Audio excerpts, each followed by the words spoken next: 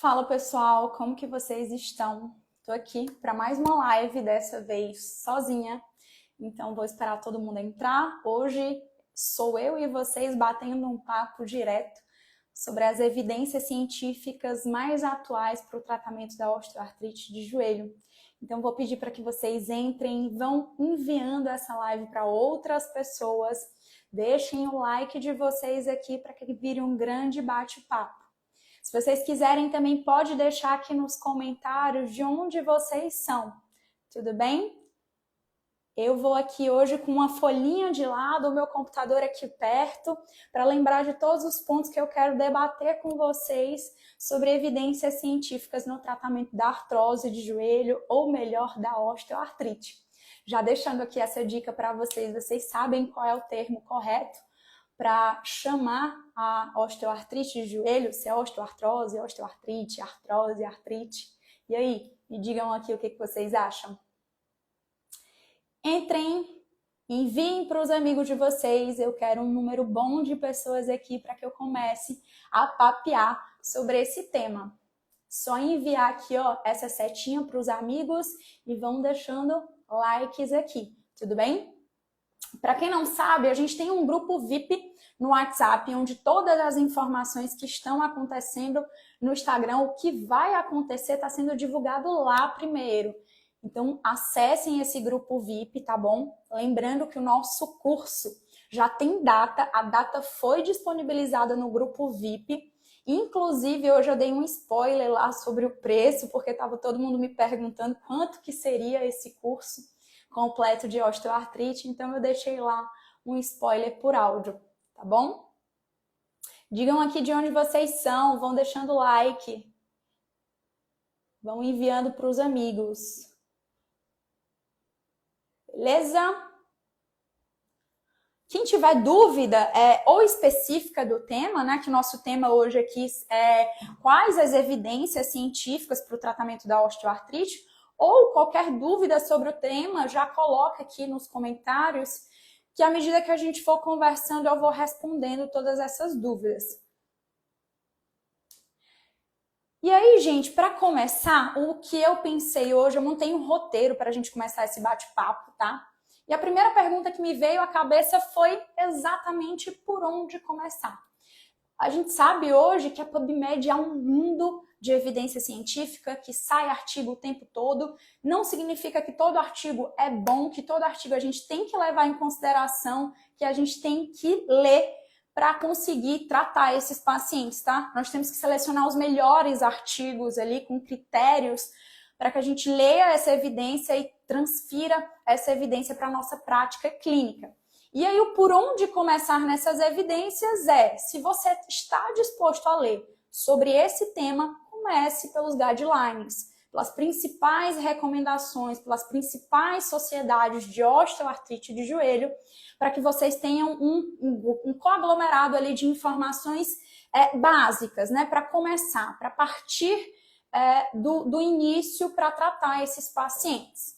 Então, hoje, os guidelines mais reconhecidos e mais usados é o RICE, tá? Eu vou, inclusive, deixar pós-live esses guidelines disponíveis lá no grupo VIP do WhatsApp. Então, RICE, OARSI é um dos mais usados, tá bom? Eu sempre que quero lembrar de alguma coisa, seja de critério diagnóstico, seja de métodos de avaliação, estratégias de tratamento, eu vou em um desses guidelines, lembro das informações que tem ali, lendo mais uma vez e aplico isso exatamente no outro dia na minha clínica. Então, RICE, OARSI é um dos principais. E aí tem Colégio Americano de Reumatologia, tem Sociedade Australiana com os principais pontos de recomendação clínica também. E lembrem-se, esses guidelines, eles são formados, eles são feitos por grandes pesquisadores da área, exatamente para que o clínico tenha ali a informação principal e consiga jogar isso no outro dia para os pacientes, tá bom? Então, os guidelines é o ponto de início para qualquer pessoa que quer começar a entender um pouco mais sobre aquele assunto. E aí, depois que você se debruça sobre o que existe ali de principal informação, depois você vai ficando mais específico, lendo revisões sistemáticas, lendo o que vai saindo de novo e sempre levando em consideração essas sociedades. O Edilson botou aqui, OARSI, exatamente, vou escrever aqui, tá, gente? Se não ficou claro, vou escrever quais são os guidelines. OARSI, aí o American College, vou escrever todos aqui. Rheumatology. Deixa eu ver se escreve assim. Deixa eu dar uma pescada aqui no meu computador. American College of Rheumatology. É isso mesmo. Só um H aqui. Rheumatology. Tô colocando aqui 4 para vocês, tá? Eular. Pronto, deixei aí alguns guidelines, o ponto inicial de partida para começar a falar sobre evidência na osteoartrite. Sempre levem em consideração esses guidelines, essas sociedades. E aí, como eu falei para vocês, sempre tem um grupo de pesquisadores sobre o assunto que se juntam em algum congresso ou em algum evento para fazer o apanhado de evidências científicas sobre aquilo, tá bom? E disponibilizam isso exatamente para o clínico aplicar para o paciente. Então, quem costuma aí fazer essa diferenciação de eu sou clínico, eu não preciso ler evidência científica, eu não preciso saber de pesquisa, você está completamente errado. As pesquisas clínicas são feitas exatamente para você que está com o paciente, que recebe esse paciente desde o momento mais inicial da avaliação até o tratamento. Pessoal, deixa eu perguntar uma coisa para vocês. Vocês estão conseguindo me escutar bem? Eu coloquei um microfone aqui e eu não sei se ele está funcionando. Então, me passem aqui se está tudo certo com o meu áudio, tá bom? E aí, então, já sabemos por onde começar. Quando eu pensei em montar esse bate-papo, eu falei, tá, o que é a primeira evidência científica que as pessoas têm que ler? São os guidelines, são essas recomendações. Porque exatamente eles trazem o que é recomendado e o que não é recomendado para esse perfil de paciente, tá? E aí, quando a gente olha o que não é recomendado, nós temos sempre que ter um raciocínio clínico em cima do que vai funcionar ou do que não vai funcionar para esses pacientes, tá? E o que eu já quero trazer para vocês é o raciocínio de você entrega sempre para o seu paciente a primeira linha de tratamento. E eu trouxe isso essa semana no Fiz em Ação, que o que é a primeira linha de tratamento? É tudo que você tem que fazer primeiro. É o que você tem que fazer antes de qualquer outra coisa. A primeira linha é o que você entrega primeiro, tá? Então fixem isso. Segunda linha de tratamento, terceira linha de tratamento é porque a primeira linha não funcionou. E aí você vai descendo nas linhas de tratamento para oferecer isso para o seu paciente. Então, partam sempre do princípio, do raciocínio de que eu entrego a primeira linha de tratamento para esses indivíduos. E a partir do momento que esse indivíduo não responde bem a primeira linha de tratamento, eu vou descendo os níveis, tá? E quando eu falo descendo os níveis, é descendo os níveis, sim, de evidências científicas. Hoje, a gente sabe que para pacientes com osteoartrite de joelho, o que vai funcionar são exercícios terapêuticos, tá? Exercícios aplicados pelo fisioterapeuta, exercícios aplicados pelo profissional de educação física, é essa a primeira linha de tratamento para essas pessoas. E a partir do momento que a gente tem diversos perfis de pacientes com osteoartrite, a gente sabe que sim, a melhor terapia, a que tem mais evidência, ainda assim pode falhar, tá? Porque não é só um caso de dor por conta de dano estrutural. Vocês vão ver que existem diversos fatores ali envolvidos no contexto social, psicológico desse indivíduo que vão influenciar na resposta dele ao tratamento. Então, partindo desse princípio, a gente entrega o que mais tem evidência para esse paciente. Não funcionando, a gente desce os níveis de evidência, tá? Sim, isso é permitido e a gente não desce para o pior nível de evidência direto. A gente desce para um coadjuvante segunda linha que vai fazer sentido, que vai te ajudar de fato, porque a gente já tem pesquisas desse gênero, tá? Que são, por exemplo, joelheira funciona para o indivíduo com dor no joelho? Na maioria dos guidelines, a joelheira não vai ser recomendada. Só que qual que é o raciocínio clínico em cima disso? É você pegar um paciente que está fazendo exercício, que não está se dando bem, nada consegue reduzir a dor dele ali, e você ter essa opção terapêutica. Você olhar e falar, você já usou joelheira? Você tem alguma joelheira em casa? É de fácil acesso? Você consegue comprar uma joelheira? E ele falar que sim, você testar. Testou, funcionou? Ajudou na hora de fazer exercício? Usa essa joelheira. Se não ajuda, é uma abordagem que você descarta. Porque é uma abordagem baixo custo, tá? Não tô falando que ele comprou aqui algo de R$1.000 e botou no joelho, mas sim uma joelheira simples dessas que vendem em farmácia. Você testou, ajudou, ok, ótimo, foi um excelente coadjuvante para você. Não ajudou, descarta e tenta um outro coadjuvante. Então, o raciocínio clínico é isso, tá? É a melhor evidência, que é exercício, e aí você vai descendo nos coadjuvantes, nas segundas linhas de tratamento, na terceira linha de tratamento e oferecendo evidências que vão somar com a primeira linha.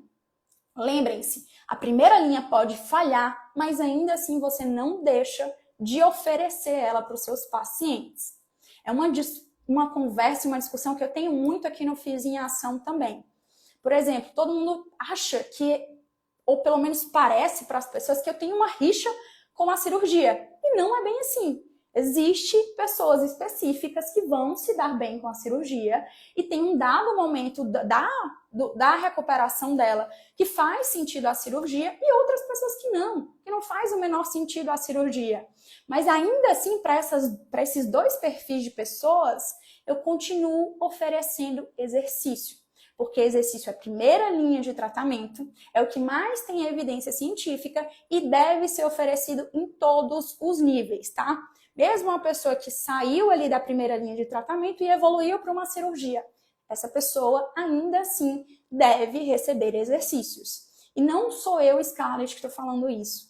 Mais uma vez, todos os guidelines trazem isso e uma coisa que vocês vão ver também sempre é uma pirâmide de como oferecer terapias principais e coadjuvantes para os nossos pacientes. E aí, para todos, tá? Todos, absolutamente todas as pessoas com osteoartrite precisam receber exercício, precisam receber educação, precisam receber orientação quanto à perda de peso. E uma pequena parcela lá no topo dessa pirâmide, então pensem bem, o que eu acabei de falar para vocês é o principal. Está na base da pirâmide, todo mundo precisa receber. E quem está lá no topo, o topo da pirâmide é bem pequeno, são pequenas pessoas que podem ser selecionadas para receber a cirurgia, que vão sim se dar bem com a cirurgia, no dado momento, com uma boa avaliação, com bons profissionais ali, uma equipe multiprofissional toda trabalhando na melhora dessas pessoas. Tudo bem?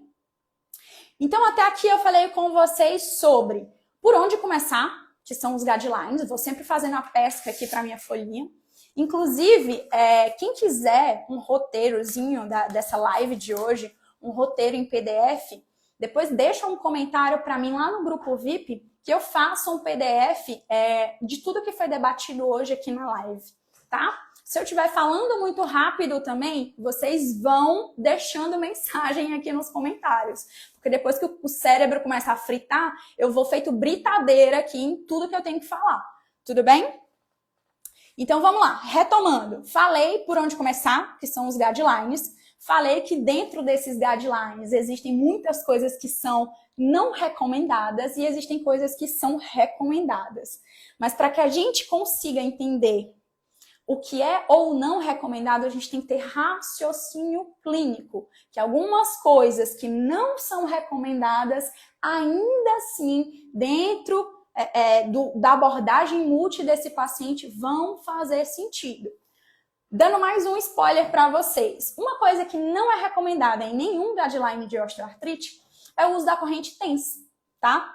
Só que o que acontece? Existem evidências emergentes. Existem evidências que estão sendo produzidas por bons pesquisadores sobre o tema e que podem, sim, serem utilizadas por você, clínico, para reforçar o que você está fazendo. Então, por exemplo, hoje a gente sabe que a corrente TENS pode ser usada como abordagem ativa para esses pacientes. Eu não sou completamente expert no tema correntes, todos vocês sabem por aqui sobre isso.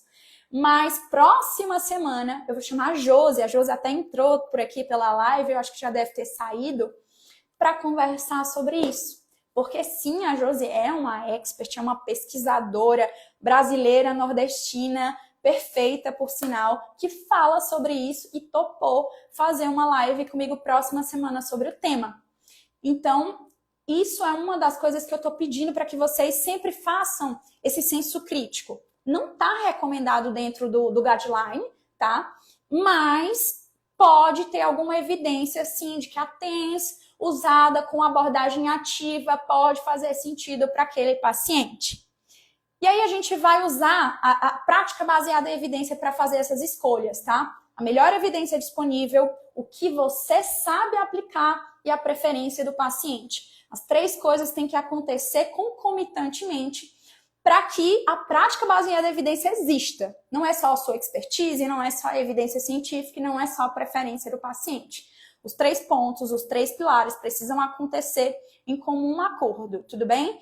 Então, por exemplo, usando mais uma vez aí a TENS. Se você não tem expertise nisso, se você não conhece como é que usa, como é que aplica, quais são as evidências sobre isso, mas o seu paciente tem preferência, vai funcionar? Não vai. Você não sabe aplicar, você não sabe quais são os parâmetros, você nem viu direito o que saiu de artigo sobre aquilo. Você sabe ler bem aquele artigo que saiu?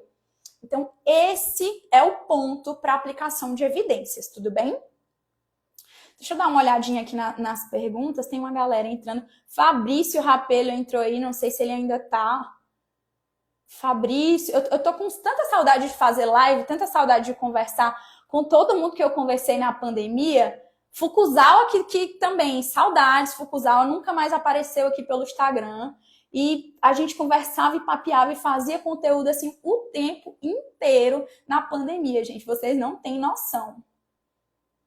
Mas deixa eu dar uma olhada aqui. Deixaram... O Bruno Bernardino falou, padrão ouro é exercício? Sim, padrão ouro é exercício. O que não é recomendado, Bruno? Vamos lá. O que não é recomendado? Vocês estão preparados para essa conversa? Eu espero que sim. TENS não é recomendada, é o que eu falei para vocês. Joelheira não é recomendada. Palmilha não é recomendada. Manipulação do paciente não é recomendada. E a gente pensa até na plausibilidade biológica de algumas coisas. Por exemplo, palmilha. Por que eu recomendaria palmilha para o meu paciente com osteoartrite? Vocês vão ver que no curso de osteoartrite, no meu curso, tem um módulo só de biomecânica. E aí, exatamente pelo momento adutor do joelho, é que se palmilhava esses pacientes. Só que viu que momento adutor não pode ser mudado, que palmilha também é para alguns casos específicos que vão se dar bem, também é uma evidência emergente, é um coadjuvante, não é principal. Então, a maioria desses coadjuvantes, eles vão ser não recomendados, tá? Mas, é o que eu falei para vocês, o paciente não está melhorando, se vira, tu é o clínico responsável por esse cara para arrumar a medida terapêutica para conseguir solucionar ou dar um mínimo de conforto para ele. Então, por exemplo, coisas assim que realmente não são recomendadas e que não existe mais evidência para discutir isso. Suplemento alimentar, tá? Glucosamina, condroitina, colágeno, nem a plausibilidade biológica explica tudo isso, tá? Cartilagem aneural, avascular, não se regenera. Por que você vai fazer a suplementação disso? Pensando que, não, eu estou suplementando colágeno, vou aqui, endógeno, colágeno, e esse colágeno que eu ingeri vai direto para aquela cartilagem do meu joelho que está faltando. Não vai acontecer isso, gente, tá? Então, glucosamina, condroitina, colágeno não faz o menor sentido e não tem mais o que ser discutido. Tá bom? Não são coadjuvantes, não são recomendados de fato.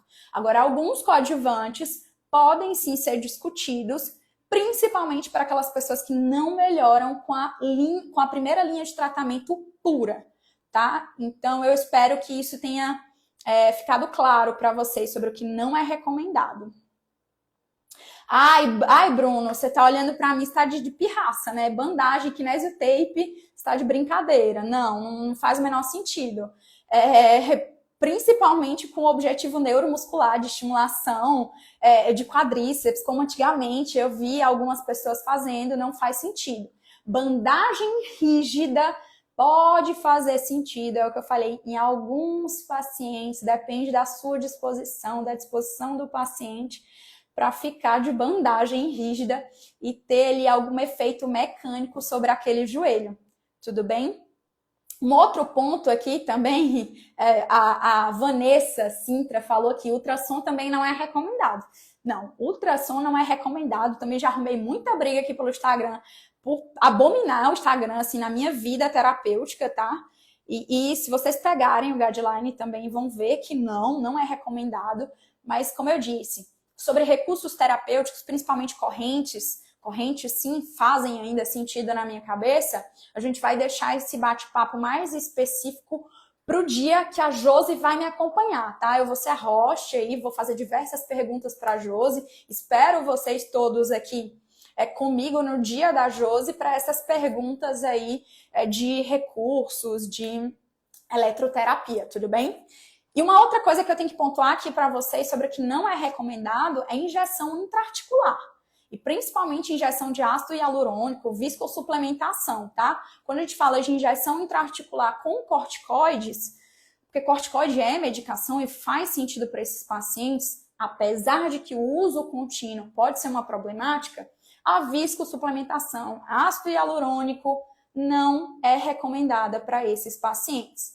Exatamente porque a gente sai lá do princípio de que não é porque a cartilagem se desgastou que esse joelho dói, tá? Não aconteceu só isso. A artrose de joelho, ou melhor, osteoartrite de joelho, que essa é a nomenclatura certa, tudo bem? É um processo inflamatório, é uma doença ali que tem uma cascata inflamatória de fato, por isso que o nome não é osteoartrose, e sim osteoartrite, porque de fato há uma inflamação acontecendo nessas pessoas. Tudo bem? Perdi até o fio da meada aqui para falar disso. Mas basicamente, a nomenclatura é essa, osteoartrite, porque acontece uma cascata. E o que eu estava falando era o ponto de não é só pelo fato do desgaste da cartilagem que o joelho dói, tá? Existe uma cascata de eventos metabólicos ali acontecendo com esses pacientes. Normalmente esses pacientes não procuram ajuda precocemente. Eu sempre falo isso nas minhas aulas de osteoartrite. Que bom seria se os pacientes chegassem para nós fisioterapeutas, para nós profissionais de saúde no primeiro momento de dor, no primeiro momento de incômodo, ou mesmo sem dor, eu não quero prevenir, porque eu sei que existe na minha família, porque porque eu usei muito meu joelho, fiz muito esporte, de forma preventiva. Que bom seria receber esses pacientes. Mas esse não é o nosso cenário, tá? Esse não é o cenário global. A osteoartrite é a 11ª causa global de incapacidade. E os números de osteoartrite no mundo só tendem a aumentar pelo número de inativos fisicamente, pelo número de obesidade, pelo próprio envelhecimento da população. A osteoartrite só tende a aumentar na nossa população brasileira e na nossa população mundial. Então fiquem atentos, porque é o que eu costumo falar, isso é até oportunidade de negócio, tá bom? Se você sabe que só vai crescer o número de pacientes nesse perfil, por que você então não faz uma abordagem específica para esses pacientes? Por que você não começa a ler, a estudar sobre a melhor forma de avaliar, sobre a melhor forma de tratar esses pacientes e ganha em cima disso, tá? Então fiquem atentos à prevalência da osteoartrite, porque ela pode fazer muito sentido para gente, para nós como empresa, como modelo de negócio, tudo bem? Deixa eu voltar aqui a algumas perguntinhas. Falaram sobre terapia combinada, né? Vou deixar esse bate-papo para a Josi, tudo bem? Mas parece sim, assim, que pelo pouco que eu vejo que terapia combinada tem uma pincelada aí de evidências. Confesso para vocês que eu não sou a pessoa que me aprofundo em eletroterapia. Pelo contrário, eu espero os meus amigos virem em bate-papos assim comigo e fazer explanações bem mais específicas. Então, esperem a Josi para salvar a gente sobre isso, tá? E aí me perguntaram aqui sobre o Pilates, né? O Pilates como modalidade de exercício para esses pacientes. E aí eu vou falar uma coisa que é bem interessante. Não importa qual tipo de exercício, tá? O que importa é o exercício feito. Então, paciente chega para você, fisioterapeuta, eu vou levar em consideração aqui o fisioterapeuta, tá bom? O paciente chega para você, fisioterapeuta, fez a reabilitação com você, passou ali cerca de 3 meses com você, reabilitando, e a gente vai trazer pontos científicos sobre quanto tempo esse paciente precisa passar com você. Pós-fisioterapia, ele precisa se manter ativo.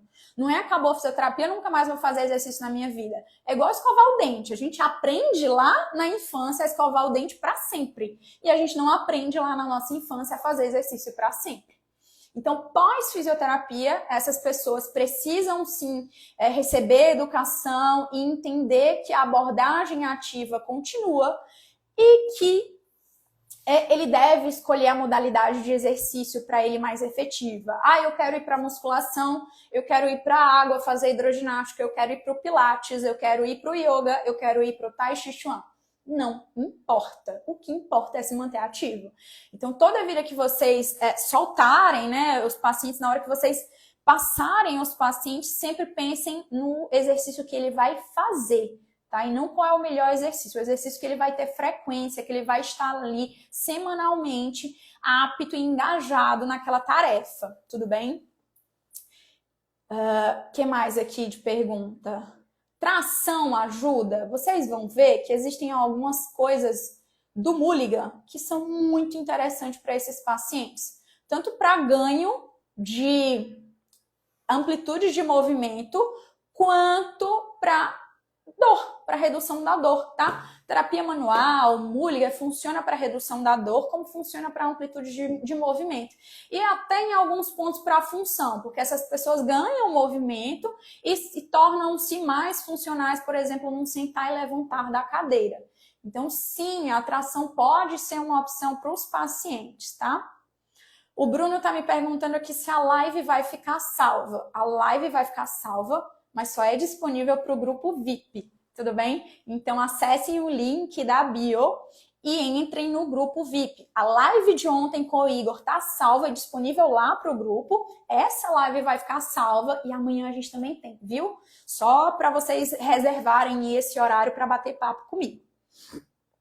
Então, vamos lá. A gente já estava conversando aqui sobre pontos, né, que são ou não recomendados. A gente já deu uma pincelada sobre os exercícios. E eu quero agora falar com vocês sobre o tripé da osteoartrite de joelho, né? O tripé do tratamento dessas pessoas. Que nada mais é do que controle do peso corporal, educação e exercício. Vamos por partes. Vamos conversar agora sobre esses 3 pontos. Eu nem sei, acho que só deu meia hora de live, então tem um ponto sim. Continue enviando aqui para os amigos e deixando o like, tá bom? Eu preciso entender se vocês estão gostando, se tá tudo bem com o assunto. Então vamos lá, dentro desse tripé, o primeiro que eu falei para vocês é controle de peso, tudo bem? Então sempre que vocês receberem um paciente, vocês sabem que tem sobrepeso, obesidade, entrem em contato com outros profissionais que vão te ajudar com isso, com essa questão, tudo bem? Nutricionista, nutrólogo, o próprio personal, alguém que vai ali junto com você olhar, observar saídas para esse paciente. Quando a gente fala sobre perda de peso, a gente não está falando sobre perdas sobre números significativos, tudo bem? A partir de 5% de perda desse peso corporal, a gente já tem melhora da dor e a gente já tem melhora da função. E os ganhos são progressivos com a porcentagem de perda. Então, de 5 a 10%, de 10 a 20%, mais que 20%, existem mais ganhos ainda em redução da dor no joelho e em aumento da função. Então, o primeiro ponto desse tripé, que é controle do peso corporal, é um ponto que você, fisioterapeuta, precisa alinhar com o seu paciente, precisa trazer um outro profissional para te ajudar com isso, tá? Eu gosto muito de reforçar para os pacientes também a abordagem do nutricionista com dietas anti-inflamatórias que vai fazer sentido para esse paciente. Existem até alguns estudos aí, já que a gente está aqui nessa live falando sobre evidência científica, como a cúrcuma, tá? Que pode ajudar para esses pacientes. Então, esse é um momento que você tem que entrar em contato com um nutri que é ali, que está ali no seu meio, que vai ajudar esse paciente. E sempre pensem, são mini metas, nada de você olhar para o paciente e falar, você tem que perder 10, 20 quilos. Não, começa com a menor meta, que é 5% do peso corporal. E vai trabalhando isso com o nutri, com o paciente. E a gente sabe que essa é uma abordagem, que essa é uma explicação mecânica mesmo, tá? Existe mais carga agindo na articulação do joelho, consequentemente, esse joelho sofre mais. Então, é puramente mecânico essa abordagem do controle de peso, mas é algo discutido em todos os cenários científicos. Todos os guidelines, absolutamente todos os guidelines, vão falar para vocês sobre esse tripé e vão falar que um dos pontos do tripé é o controle de peso corporal, tudo bem?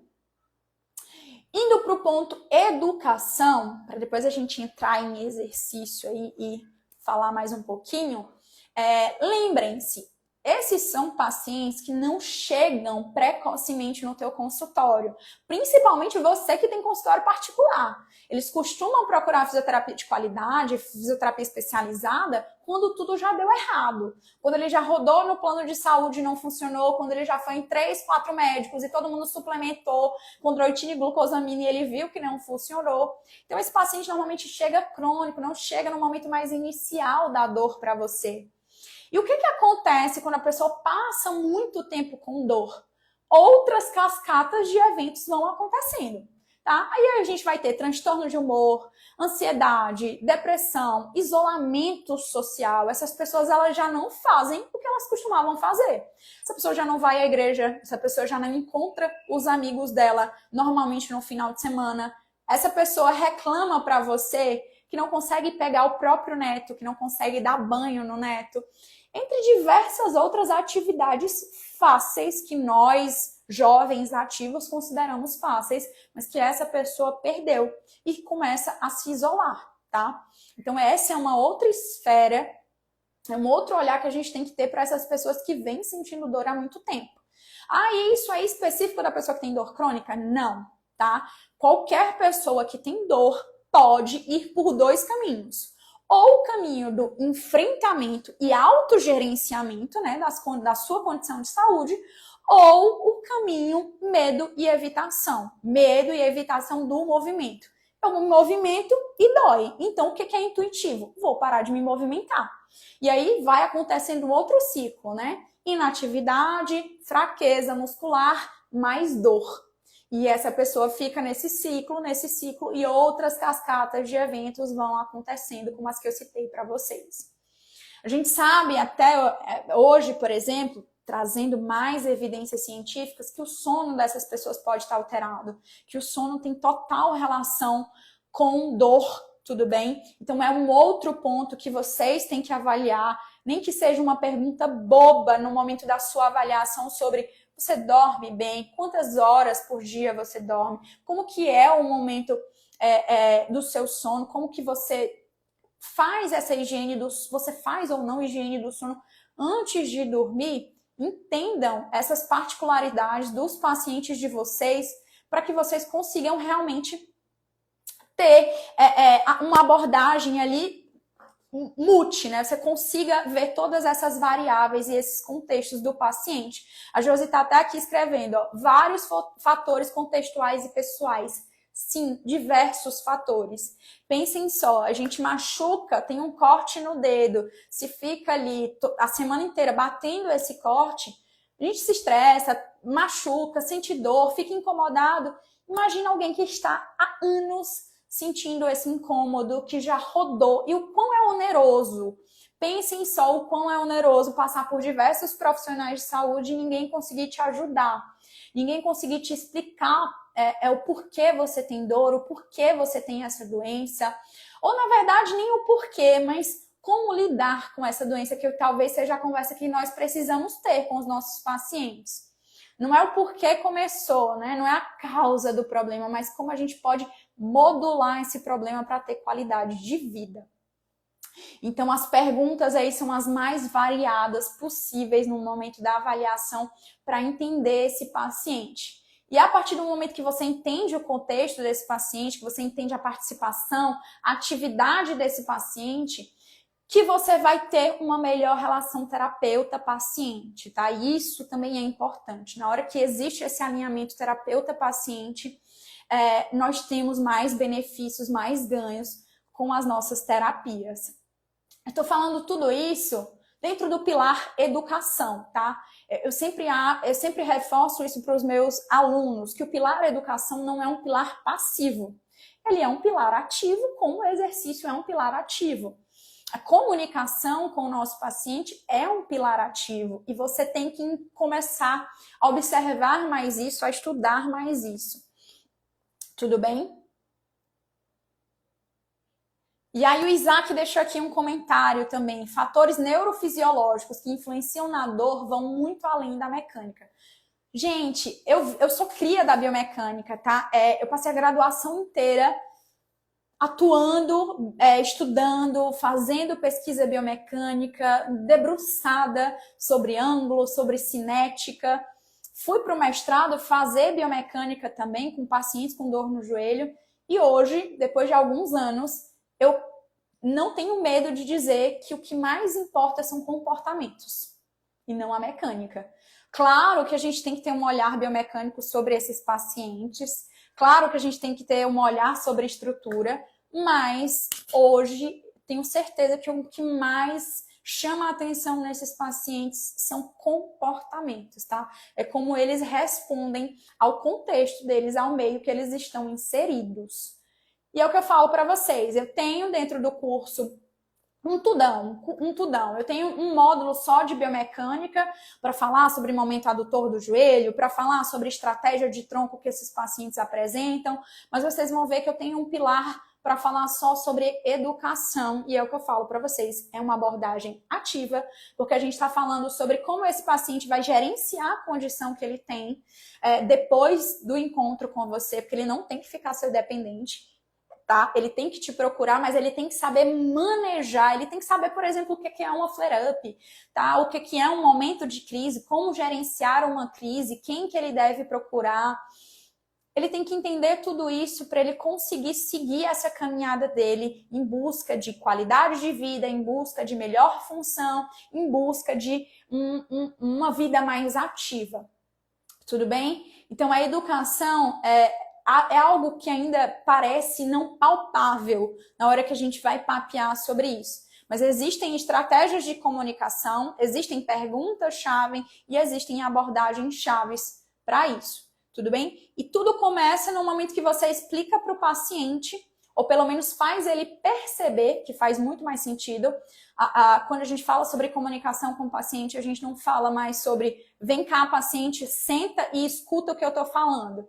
Mas sim perguntas abertas que vão fazendo esse paciente refletir e entender e se questionar também sobre o que é que ele tem, sobre como ele vai fazer dali para frente para viver melhor. Tudo bem? Então, é sim uma abordagem ativa, nós temos que ver dessa forma. Vendo aqui os comentários, deixa eu ver, quem que comentou mais? Depois do Isaac, veio o Zebassan, fisiodesportivo, não sei como que pronuncia seu nome. Mas, enfim, ele falou aqui, educação e dor e reabilitação centrada no paciente. Os pilares desse tipo de reabilitação. Sim, tudo tem que ser centrado no paciente. Então, desde a hora que você prescreve exercícios, a hora que você aborda esse paciente para tentar passar uma informação. Tem que ser tudo centrado no que ele acredita, em como você vai fazer para ele desmistificar algumas informações, em algumas crenças que ele tem. Tudo bem? Mais comentários aqui. O Israel, paciente com artrose avançada e com hiperextensão de joelho com deformidade em varo, após lesão meniscal há 8 anos, segundo ela, de lá para cá sente bastante dor. Sabe o que... Vamos lá, fazendo um bem bolado aqui, o Israel, desse seu comentário. Antes de você pensar em como está a estrutura, pensa como que está de dor para esse paciente. Ele tem muita dor moderada ou leve. Ele tem dor ao movimento, ele já tem dor em repouso, o quão de atividade ele faz ou o quão de atividade ele não faz. Então, é esse o nosso rumo. Nunca é o rumo de, ele tem varo de joelho, ele tem hiperextensão, ele tem lesão meniscal. Sabe por quê? Porque isso sempre vai existir. Principalmente em artroses mais avançadas, a gente sabe que vai existir. Então, se pergunta qual que é o nível de dor e qual que é a função. Uma abordagem assim mais direcional, tá? E aí, lembrem-se, o contexto não pode ser esquecido, mas tentando responder essa dúvida e esse papo mais direcionado, não foca em estrutura. Foca em dor e função, principalmente. Tudo bem? E aí, deixa eu pontuar uma coisa aqui para vocês. Quando o Israel fala sobre lesão meniscal, varo de joelho, artrose avançada, quando nós falamos sobre artrose avançada, nós estamos falando sobre estrutura, sobre como aquele joelho está, sobre achados radiológicos, tudo bem? Então vai ter osteófito, vai ter redução do espaço articular, vai ter sim um dano meniscal, tudo bem? Concorda comigo que eu tenho o fêmur e eu tenho a tíbia. Se eu tô com esses ossos aqui se aproximando, com redução do espaço articular diminuindo, é quase que inevitável o dano meniscal, tudo bem? Os meniscos estão aqui no meio, são as estruturas de amortecimento. Então, na hora que a gente tem aproximação, né, que a gente tem redução do espaço, a gente pode ter, sim, dano meniscal. E a gente também sabe que pacientes que têm ali lesões degenerativas de menisco podem evoluir para uma artrose. É por isso que eu falo que bom seria se os nossos pacientes nos procurassem no momento mais precoce, né? A gente conseguiria resolver muito mais facilmente essa dor. Tudo bem? Então, fazendo aí essa pontuação sobre o que o Israel falou e voltando para o nosso rumo aqui que a gente estava conversando sobre educação. A única coisa que eu quero que vocês saiam daqui pensando é controle de peso. Educação é uma abordagem ativa, tudo bem? E no momento que vocês entrarem lá no curso de osteoartrite comigo, a gente vai conseguir papear sobre perguntas, sobre a CIF. A CIF, eu lembro que quando eu, Scarlett, estudei o modelo, né, a CIF, eu odiava, eu achava um bate-papo chato pra caramba. Entender lá o que era estrutura, o que era participação, o que era atividade daqueles pacientes. E hoje o meu diagnóstico, né, ou melhor, quando eu escrevo sobre o que eu entendi do paciente, eu levo em consideração a CIF e para tratar esse paciente, eu levo em consideração a CIF, eu levo em consideração a participação e a atividade dele para fazer qualquer coisa com esse paciente, tudo bem? Então, são pontos aí para a gente levar em consideração. Falei de 2 pilares, vamos falar do terceiro, tá quase dando 1 hora de live, eu acho, mas estamos juntos aqui, hein? O terceiro ponto é o que eu mais gosto de falar, eu acho que todo mundo sabe por aqui, né? É exercício. Exercício é medida soberana para toda e qualquer dor músculo-esquelética. Eu não tenho medo de falar isso, tudo bem? Todos os pacientes, dor na coluna, dor no quadril, dor no joelho, dor no pescoço, tudo é tratado com exercício, tudo bem? E olha só que interessante, a osteoartrite é tão estudada, tem evidência científica para tudo, absolutamente tudo. E eles já encontraram, os pesquisadores, normalmente quantas vezes na semana esses pacientes precisam fazer exercício supervisionado com fisioterapeuta e mais ou menos quantas semanas para existir ganho em função e redução da dor. Então, fixem isso na cabeça de vocês, tá? Isso até é ponto para vender para os nossos pacientes, o nosso tratamento, o nosso serviço. Tá ok? Então, pelo menos 2 vezes na semana, o paciente com osteoartrite tem que fazer exercício supervisionado com você, fisioterapeuta. Isso é uma revisão sistemática que tentou investigar para pacientes de joelho de diversos tipos, tendinopatia, osteoartrite de joelho, dor patelofemoral, e a única condição que eles acharam um número foi a osteoartrite. Então, indivíduos com osteoartrite de joelho precisam fazer pelo menos 2 vezes na semana exercício. 3 vezes melhor ainda, uma vez não funciona. O paciente quer ir uma vez na fisioterapia, demite o paciente, tudo bem? Não vai funcionar. Aí ele vai dizer que a tua terapia não funcionou porque ele não quis a frequência que você recomendou. Tudo bem? Então, 2 vezes na semana é o mínimo para esses pacientes. O número de semana mínimo que esse paciente tem que passar com você são 8 semanas, tá? Mas o que tem de evidência? De 8 a 12 semanas. Eu não trabalho com margens inferiores, tudo bem? Joga lá pra cima, porque quanto mais exercício, quanto mais ativo, quanto mais abordagem com comunicação você fizer com esse paciente, melhor ele vai ficar. Então, joga para 12 semanas. 2 ou 3 vezes por semana, tudo bem? Vai dar cerca de 3 meses, cerca de 24 encontros com esse paciente. Anotou? Fixa isso aí, porque isso é um ponto, tá? Isso é um ponto de venda, é um ponto de venda. Quando o paciente chegar e olhar para você, quantas vezes eu tenho que fazer? Tem que fazer no mínimo 2 vezes por semana. É você, fisioterapeuta, que está falando, ou é a pesquisa que você leu que está falando? A pesquisa que você leu. Por isso que eu falei, evidência científica tem que estar no momento da nossa avaliação, no momento do nosso tratamento e até na hora que a gente quer vender o nosso serviço, tudo bem? Para mim, isso é hot topic, não é ficar, marketing, não. É usar o que tu estudou a teu favor para a tua profissão. Acima de qualquer coisa, você é profissional de saúde, você quer o bem do seu paciente. Lembrem-se disso, tá? Então, pelo menos aí, 12 semanas é o que eu sempre converso com os meus pacientes. É uma revisão sistemática. Tem aqui pelo perfil do Fiz em Ação essa revisão sistemática, tá? E aí, quando a gente fala de quais os tipos de exercício que vão funcionar, todos, absolutamente todos os tipos de exercício vão funcionar para esses pacientes. Aeróbico resistido, a potência de resistência, qualquer coisa funciona. E aí, lembra da prática baseada em evidência? Você vai levar em consideração as evidências científicas, a sua expertise e o que o paciente prefere. Os 3 juntos na hora de aplicar. Se você é um fisioterapeuta que gosta de fazer prescrição de exercício aeróbico e o seu paciente também gosta dessa modalidade de exercício, faz essa modalidade de exercício com ele, então. Eu, Scarlett, gosto de fazer exercícios de força, exercícios resistidos com esses pacientes. Vou trazer aqui um insight clínico aqui para vocês, tá? Quem que estabiliza joelho? Quadríceps, né? Quadríceps é o principal estabilizador de joelho. É o quadríceps que faz um sentar e levantar, é o quadríceps que sobe e desce uma escada, é o quadríceps que faz muitas atividades do nosso joelho. Então, eu prefiro fazer exercícios de forças com esse paciente e focar no quadríceps. Hoje eu até deixei no Stories que quadríceps forte diminui mortalidade desses pacientes, tudo bem? E diminui dor e aumenta a função para esses pacientes.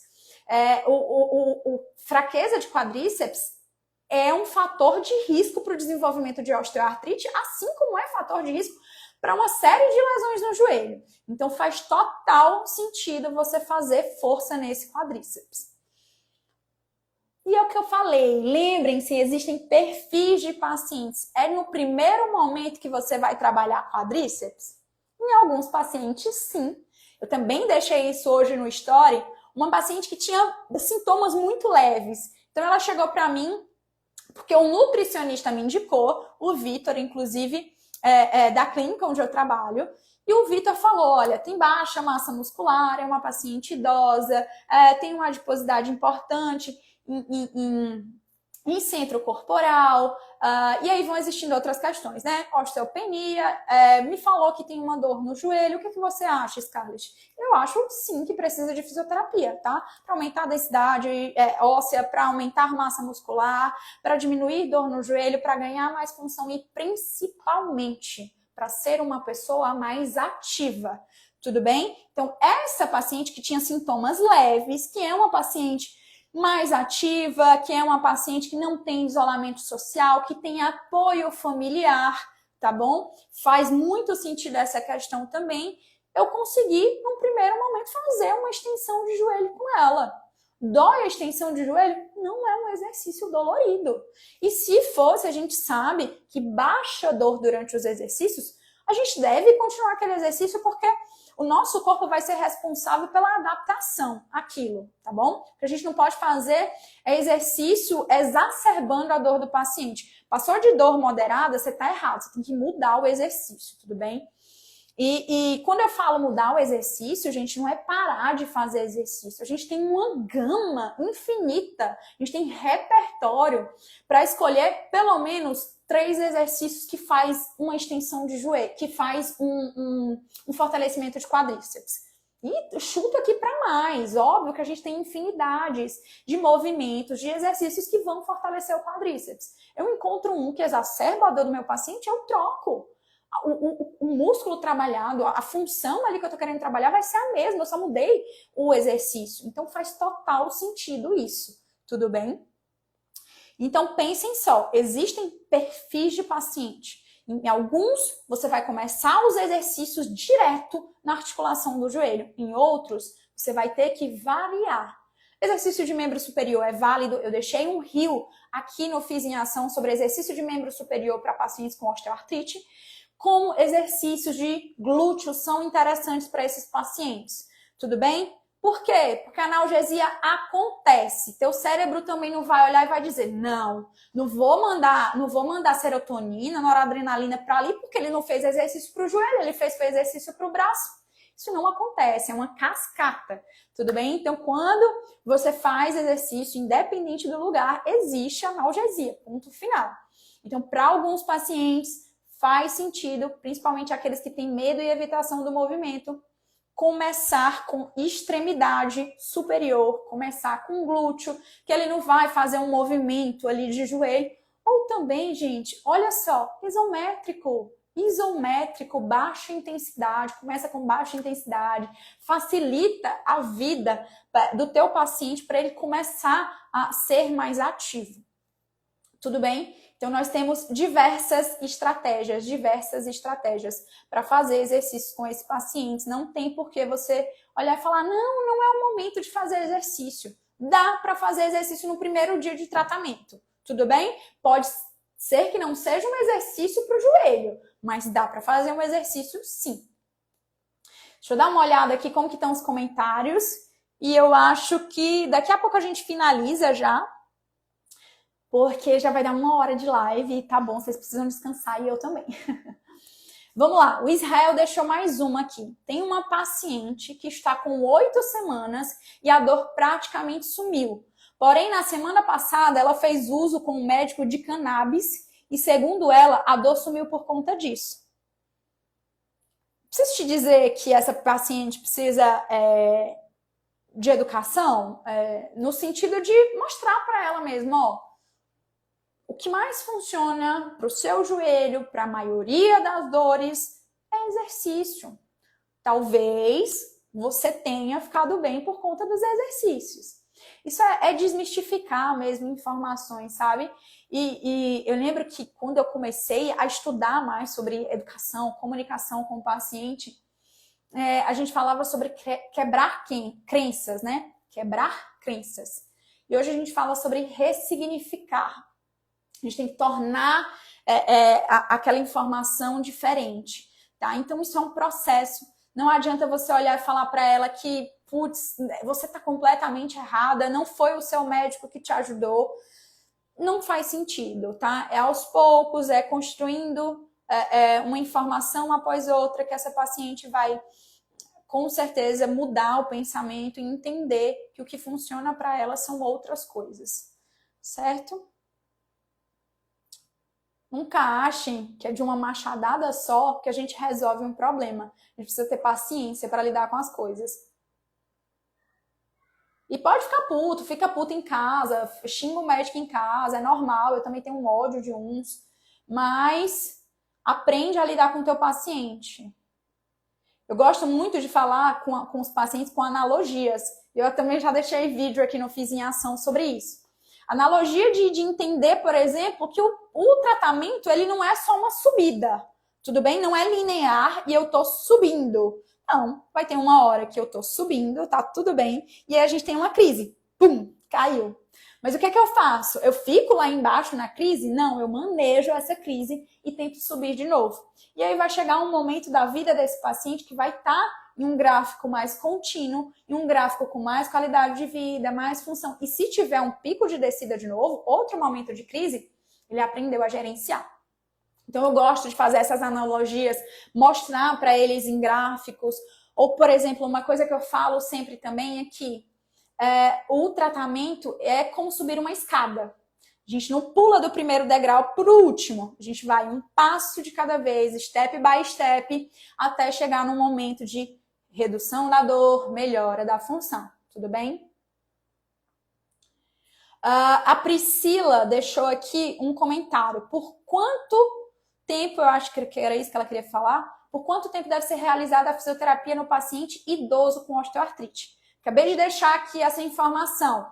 Pelo menos 2 vezes na semana, 8 a 12 semanas. Trabalhem com a margem superior. Falem sobre 12 semanas. E pensem, como que é o perfil desse paciente que você avaliou? É um paciente que não tem massa muscular, é um paciente que nunca fez exercício, é um paciente com dor generalizada. Faz sentido você fazer só 8 semanas com ele? Eu acho que precisa de mais. E é por isso que eu falo, trabalhem com a margem superior, tá? A Nájila falou aqui, fala sobre o não uso da joelheira. O que eu falo sobre joelheira? Para todo mundo e para os meus pacientes. Joelheira, você já usou joelheira? Já te ajudou? Me ajuda. Me ajuda, eu me sinto mais confiante com a joelheira. Então vem cá, traz sua joelheira para a gente fazer exercício, que a gente vai fazer exercício com ela. Se o paciente olha e fala, não, nunca usei joelheira. Vamos testar? Se você olha e fala assim, é um paciente que você tenta uma abordagem, tenta um tipo de exercício, ele reclama, tenta outro, tipo, vocês não estão se encaixando ali na prescrição de exercício, traz a joelheira. Vê como que é para ele comprar essa joelheira, se é fácil acesso. Testou, funcionou? Usa! O que vai custar? Não vai te arrancar pedaço, não vai arrancar pedaço do paciente. Tudo bem? Se não funciona, descarta. Não vai ser um coadjuvante interessante para aquele paciente. As pessoas me vêm falando de algumas evidências científicas aqui no Fiz em Ação e acham que eu tenho pirraça com alguma coisa. E eu não tenho pirraça com nada. Trouxe uma evidência científica para mim de que funciona, vamos aplicar esse negócio, entendeu? Não vou deixar de dar repertório, de dar possibilidades para o meu paciente, porque eu não quero fazer, porque eu tenho pirraça com determinada coisa. Não, tem evidência científica, é de boa qualidade, faz sentido para o seu paciente? Usa, tá? Isso é insight clínico. Bom, as perguntas que eu não respondi, que já subiram aí, tá, pessoal? Eu vou pedir para que vocês deixem aqui no direct ou deixem no comentário de alguma postagem que eu vou tentar responder vocês. Vou olhar a última aqui do Israel, que é essa revisão sistemática, que tem essa informação de tempo de exercícios. Você pode mandar? Eu vou deixar a postagem, tá bom? Vou deixar a postagem dessa revisão sistemática nos stories, que aí vocês vão lá e pegam esse artigo. E se pá, deixa esse artigo também disponível lá no grupo VIP, ok? Então, por hoje, pessoal, é só. Eu acho que foi aí uma boa pincelada sobre evidência científica no tratamento da osteoartrite de joelho. Uma coisa que eu gosto muito de dizer para os meus alunos é a minha abordagem com alunos e com pacientes é direta, tá? É simplificada, a gente tem que conversar a mesma língua para que a gente consiga aprender e aplicar o que a gente aprendeu. Falar difícil não leva ninguém a nada. Então esse é o meu posicionamento dentro das minhas aulas e dentro desse curso de osteoartrite não vai ser diferente. Tudo bem? Então, para quem ainda tem alguma pergunta, eu vou pedir para que vocês entrem no grupo VIP do WhatsApp. Lá estão sendo deixadas todas as informações antes mesmo da informação chegar no Instagram. Vai ter condição especial para os alunos que estão no grupo VIP, tudo bem? Vai ter um dia de promoção e isso vai ser disponibilizado lá em primeira mão para o grupo. Eu aguardo todos vocês no curso de osteoartrite. Essa live vai ficar salva e disponível também para o grupo VIP. Eu espero que a gente tenha clareado aí, ou pelo menos norteado um pouquinho o cenário da osteoartrite. Um beijo para vocês e vão lá para o grupo VIP.